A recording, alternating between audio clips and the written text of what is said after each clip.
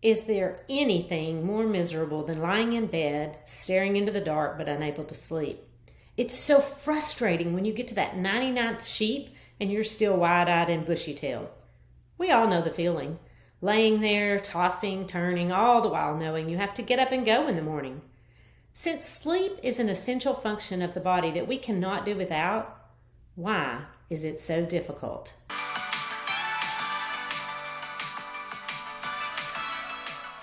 You're listening to the Healthy Looks Great on You Lifestyle Medicine Podcast. I'm your host, Dr. Vickie Petz Kasper, and this is episode 101. Why is sleeping so hard? You're going to learn about sleep, why it's important, and some lifestyle modifications that will make it better. All of us have a little trouble sleeping now and then. Insomnia is common, and it's complicated. Some people fall asleep as soon as their head hits the pillow, and then boing! Both eyes pop open and they can't go back to sleep. Others have trouble falling asleep in the first place, laying there with their mind spinning like a cotton candy machine, picking up more and more junk every time it swirls around. Or maybe you're like me and you wake up at crack 0:30 long before the sun begins to make its appearance. Not only does sleep quantity matter, but so does quality. We spend a third of our lives sleeping, so we ought to make it good. Sleep has a huge impact on every cell in the body and overall health, and that includes optimal weight, heart disease, and many long-term illnesses. Long nights spent checking the clock every 15 minutes can make you absolutely desperate. That's why there are so many sleep aids on the market, both prescription and over-the-counter. Take a guess at how much Americans spend on sleep aids every year. If you guessed $10 million, you're way off. It's in the double-digit billions. According to Consumer Reports, Americans spend around $50 billion a year on sleep aids. The irony is that we then turn around and spend another fortune on caffeinated drinks to keep us awake during the day. Now, don't get me wrong. Caffeine is a dear friend of mine. The moment my feet hit the floor, I'm headed to the coffee pot. And I'm not a sipper, I'm a gulper. 2 cups, black, every day. But sometimes that's a crazy cycle. Imagine if you could just get a good night's sleep. Wait, you don't have to just imagine it. Good sleep is possible. You'd think it would be easy, but there are so many things that can derail your sweet dreams. And the cost of sleep deprivation is really high. Not only all that money on sleep aids, but indirect costs are just as monumental. Sometimes when we don't sleep, we feel like zombies. And zombies, well, they're not very productive at work. Not only are sleepy heads less focused, they make more mistakes.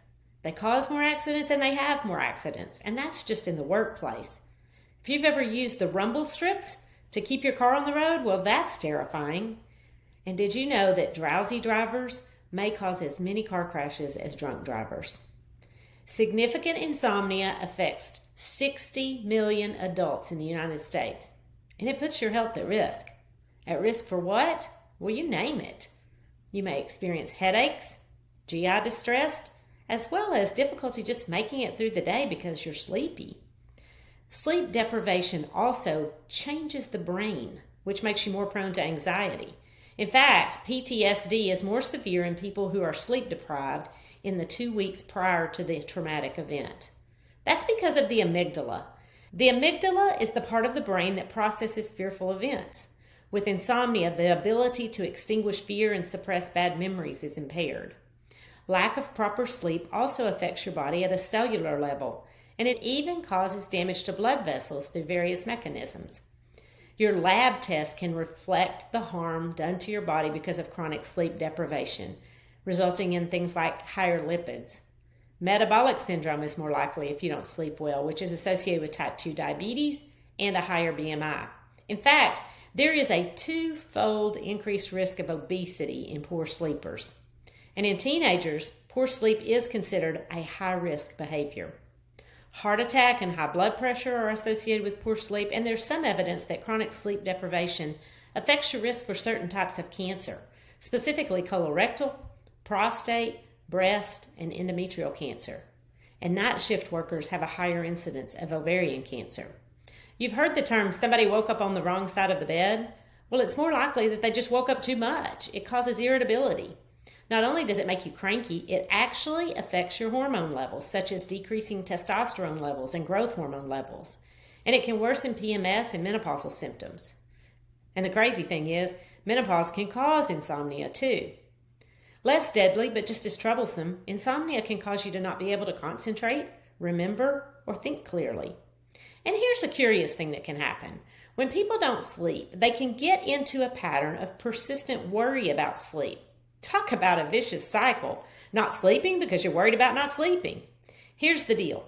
Worry causes more harm than insomnia. And if you're already deep into this pattern, you may need some cognitive behavioral therapy to help you reset. But the first step is just recognizing that worry about sleep only compounds the problem. Here's a quick tip that may help. Quit watching the clock. You may not realize it, but it's actually normal to wake up through the night and change positions and adjust the covers. So quit looking to see what time it is. Insomnia is associated with mental health issues, especially anxiety and major depression. Gosh, it's kind of depressing just talking about it. Emotional distress, impaired moral judgment, and misinterpretation of social cues can cause a lot of problems. You know, when somebody's pushing your buttons for no reason, and you realize that you're the common, grouchy, bleary-eyed denominator. Whew, if that's not enough to make you want to find some sugar plums to dance in your head, I don't know what is. Sleeping is serious business. Now, let me ask you a question. How long do you typically sleep? The amount of sleep needed depends on your age, and it's funny, people say, I slept like a baby. Well, anyone with a baby knows they wake up often during the night, cry, and need to be fed. So it's probably not a great comparison. The average adult needs about 8 hours of sleep a night, with a range between 7 and 9. Most people miss that mark. In fact, the average adult sleeps a little under 7 hours, but 20% of people sleep less than 6 hours a night. Why don't you sleep well? Well, maybe it's a bad attitude. As a society, we used to think of it as a sign of being tough. In fact, one time I put on my Facebook status, sleep is for wimps. Good grief. Boy, was I wrong. Sleep is underrated. And I've made a 180-degree turn in my attitude towards sleep, and culture has too. Now we value sleep because we know it increases performance and affects health in a positive way. Some of the attitudes we've had towards sleep are just plain weird. As kids, I remember hearing about the Sandman, though I didn't really understand what it meant. It turns out that the Sandman is rooted in Scandinavian folklore.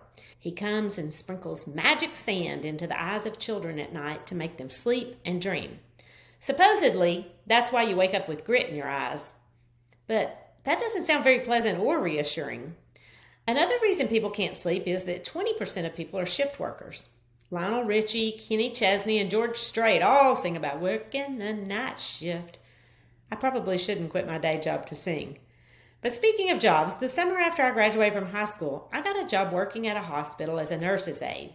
And I ended up working the 3 to 11 shift, and it was absolutely miserable.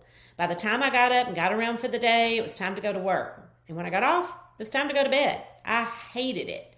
And my dad told me to be sure and go to college, so I didn't have to work nights, weekends, and holidays. So I did. I went to school. And I went to school forever. 4 years of college, 4 years of med school, and 4 years of an OBGYN residency. And I remember one Christmas, and it was on the weekend, that I was at the hospital in the middle of the night. And I thought about what my dad said and thought, wait a minute, I think I missed something. I went to school a really long time, and here I am working a holiday on the weekend and at night. During my 20-year career as an obstetrician, I had my share of sleepless nights. And the older I got, the harder it got to recover. It really took a toll on my body. People who don't get enough sleep are at risk for long-term disability. At the age of 50, I developed an autoimmune disease called myasthenia gravis. And for about a year, I could barely walk or use my arms or chew my food. I've mostly been in remission for 2 years now, except for frequent double vision. And I'm not saying my occupation caused it, but chronic sleep deprivation does have a huge impact on health. Good sleep is super important, but it's also complicated. So, let's review a little science. This is the mini medical school part of the podcast, but please don't lay awake worrying about it. There's no exam to pass. And after class, I'm going to give you some lifestyle modification tips that may help your sleep. I'm sure you've heard of the circadian rhythm. Circa means about. Think circle. Dia means day. Think of it as your body's internal clock. The cells in our body produce alternating currents to create the circadian rhythm through positive and negative feedback loops. Another term I want to introduce you to is entrainment. By the way, that's not entertainment, it's entrainment. This is our ability to synchronize our internal clock based on external input from the environment. This makes your body's physical functions line up with your daily routines to coincide with day and night. You've probably heard the term synchronize your watches to refer to everyone getting on the exact same time schedule. Well, throughout the body, every major organ coordinates to synchronize with the central clock. And unlike the crocodile in Peter Pan, we don't have to swallow a clock to have an internal one. Our wake-sleep cycle is entrained by the day-night cycle. External input comes into the suprachiasmatic nucleus. Now, that's a 50-cent word, but the suprachiasmatic nucleus is located in the center of your head in a part of the brain known as the hypothalamus. There are a couple of important glands there, the pituitary, which secretes a ton of hormones, and the pineal gland. Guess what the pineal gland secretes? Okay, I didn't really expect you to know, but it's melatonin. You've probably at least heard of that. It's the sleep hormone. Okay, now you know about entrainment, the circadian rhythm, and melatonin. Let me explain how it all works. And magic sand from the Sandman has nothing to do with it. Geez, now that I think about it, there are a lot of creepy stories about the effects of day and night, like men turning into werewolves at night and vampires weakened by sunlight. And even though it's weird, it underscores the importance of light for us humans so that we're not living like the Walking Dead. And it all starts with the eye. A light signal comes in through the retina, then travels along the nerve to the suprachiasmatic nucleus, which is the body's main clock. Think of this like an old-timey operator receiving a call from the eye and plugging it in to send the signal on to the next party. It's the central controller for our circadian rhythm.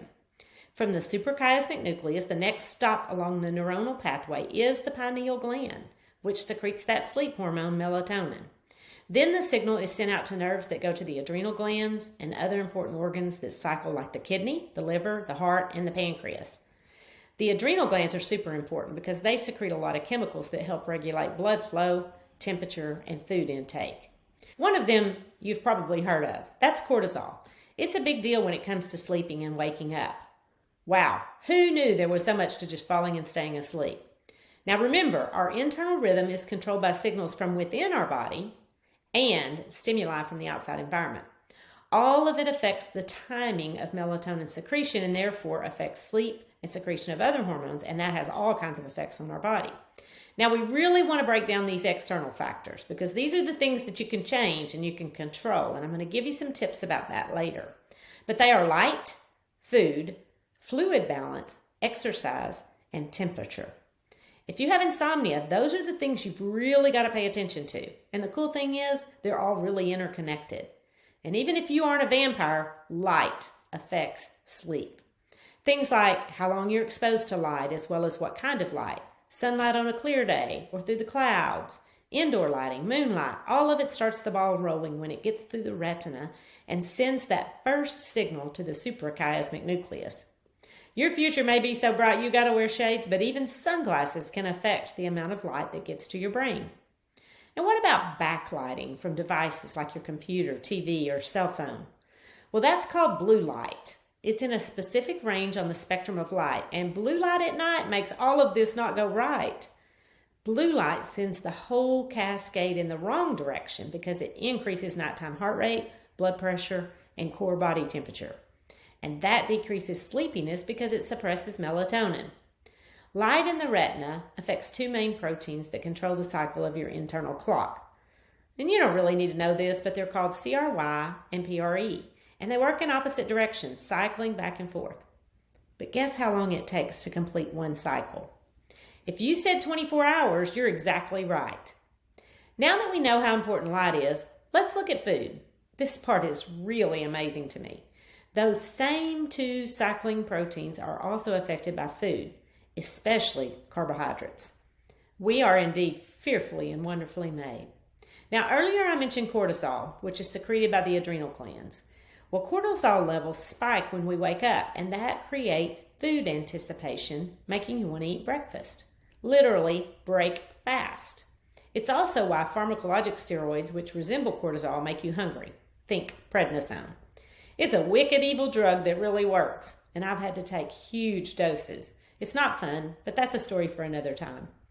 Cortisol isn't bad though. It's necessary for health, and think about it. Waking up in the morning, that's a good thing, and that's associated with high levels of cortisol. Now, if you don't eat soon after you wake up, it may blunt the important cortisol spike. So modifying the timing and content of breakfast can help treat certain sleep troubles.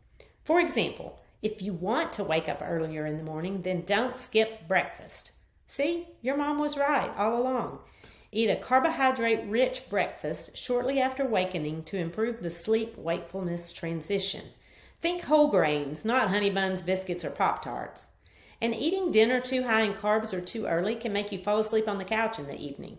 See, timing and content of meals can be modified to improve sleep patterns. And this gets really complicated, and there are specific recommendations for specific issues, so you may need an individualized plan. But the bottom line is that when you eat carbs the right way, it actually helps you to keep awake when you're supposed to be awake and stay asleep when you're supposed to be asleep. Goodness, there are so many things that can derail our Z's. Now that you know how important light and food are, let's look at exercise. Daily exercise is helpful to promote circadian regulation and improve the quality of sleep. And when it comes to exercise, just like food and light, timing is everything. To improve sleep, most people need to increase daytime physical activity. Morning and afternoon exercise generally promote healthy sleep, but evening exercise can delay the onset of good sleep because of the effects on body temperature and energy depletion at the cellular level. Exercise is like anything else. You need enough and not too much. At a minimum, get up and move at least once an hour during the day. But if you overdo it and have pain at night, you're not going to get a good night's rest. The prescription for the frequency, intensity, type, time, volume, and progression must be individualized. But as a general rule, increase physical activity in the morning or in the late afternoon, early evening, and preferably outdoors so you get that all-important sunlight too. One reason exercise matters is because it affects the other two external factors, and that's fluid and temperature. These interconnections are fascinating, aren't they? Let's talk about temperature. Our body temperature is controlled by three main things. Your core temperature, which controls itself, that's called autoregulation, blood flow to the extremities, and how hot or cold it is in the room, which is called the ambient temperature. The regulation of our body temperature is also affected by how much insulation we're wrapped in. Too much or too little fat stores under the skin can make us feel warm or chilly. And things like menopause can be a factor here too, a big one. As we're falling asleep, our extremities get warmer and our core temperature gets cooler. The reverse happens when we wake up and our core heats up and our extremities cool off. That's why it may help to take a warm bath to warm up those extremities or put on warm socks for your cold feet. And for most people, the ambient temperature, that is the temperature in the room, needs to be on the cooler side. When it comes to sleep, think about a cave.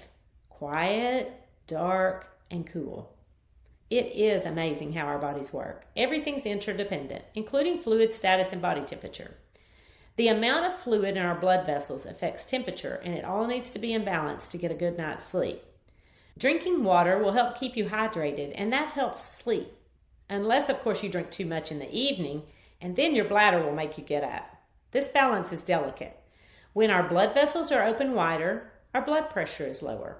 Things like sodium cause our blood vessels to tighten and get more narrow, thus increasing blood pressure. Wait a minute, I thought we were talking about sleep, not blood pressure.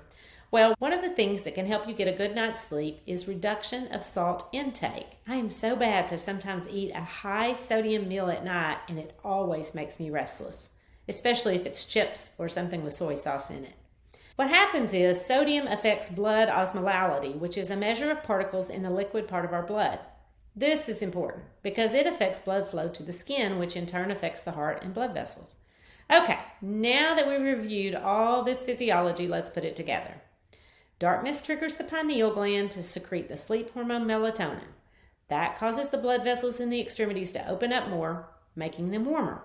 Extremities get warmer, core gets cooler, and off to sleep you go.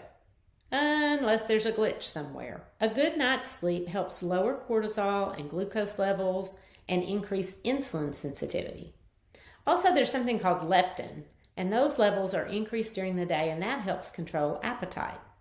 Because the tone in blood vessels is lowered, so is the blood pressure, which means better blood flow to the extremities and optimal warming of them and cooling of the core. At least that's how it's supposed to work. Restorative sleep increases stamina and helps you recover from strenuous activity better, therefore improving athletic performance. And good REM sleep makes your memory better. It also enhances learning because you can process information better and faster. Now, as you go to sleep, melatonin levels keep rising, further increasing the skin temperature of your extremities and cooling your body core temperature. It reaches its low about 2 to 3 hours before you wake up. Next, melatonin levels start to decrease. The skin temperature in your extremities decreases and your core temperature increases. That's when REM sleep lengthens, and that's why you have the most vivid dreams right before you wake up. And it's what helps you deal with your fears and emotions. And it explains why we're so very cranky when we haven't slept well. So that's the sweet spot. On an EEG, it's called slow wave sleep. And it restores not only your mind and brain, but there is a restorative process that occurs throughout the body.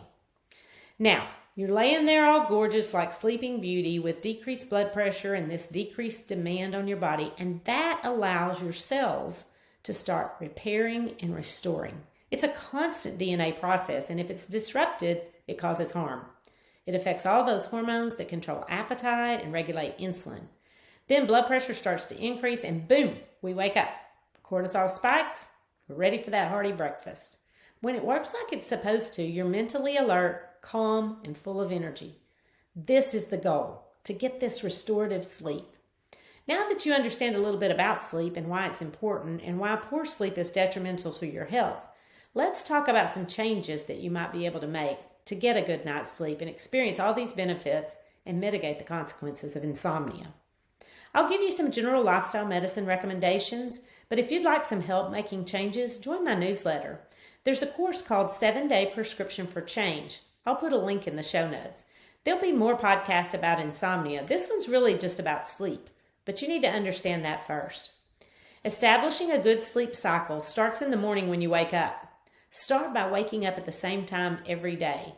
And most people should eat a higher carbohydrate breakfast when they wake up. Get outside and soak up some sunshine, especially in the morning and afternoon. Get active and go do something. Time in nature will help you manage stress. And it's okay to drink coffee or tea, but limit the amount and cut it off after morning for best sleep. Stay hydrated throughout the day, especially in the late afternoon, but in the evening, don't drink anything that will make you have to get up and empty your bladder, like too much water, soda, or alcohol. Eat a low-carb dinner and cut down on sodium. The whole day is important, but the 3 hours right before bedtime are really critical. Don't use alcohol or blue light during that window of time. And cut out after-dinner snacking too. About an hour and a half before bedtime, avoid any stimulating work or activities. Develop a wind-down routine and relax. Learn to manage stress. You are not in control of the world, so let all those worries and cares go. Intentionally slow down your mind, body, and environment. Read, listen to soothing music, or talk to your spouse or a friend. Pull the blinds and darken the room. If you tend to ruminate and worry when you lay down, then get a journal and put all of those thoughts out of your head and onto paper. I always say a journal is a cheap psychiatrist. Take a warm bath or shower and fix yourself a cup of hot herbal tea. Warm up your feet with socks or even a heating pad. And get the alarm clock out of sight. Seriously, put it up and put your phone on Do Not Disturb. Clock watching only perpetuates worrying about not sleeping. Go to bed at the same time every night, not just weekdays, but weekends too. Make sure the bedroom is quiet and dark. If there are any glowing things, make sure they're red. I'm talking about chargers and devices, not werewolves. I'm getting sleepy just thinking about it. I think the Sandman is on his way now. Sweet dreams. Try and see if you don't feel better and think sharper all day. And if these simple interventions don't work for you, you may need a more customized lifestyle plan. The first step to evaluate your sleep is with a validated tool called a sleep inventory. And for those with severe problems, cognitive behavioral therapy may be needed. Those medications are only designed for short-term use, and some of them don't even work. We'll talk about those in a later episode, but remember, keep it dark and quiet, Make sure you have a regular routine, pay attention to light exposure and timing, and sleep tight, because healthy looks great on you.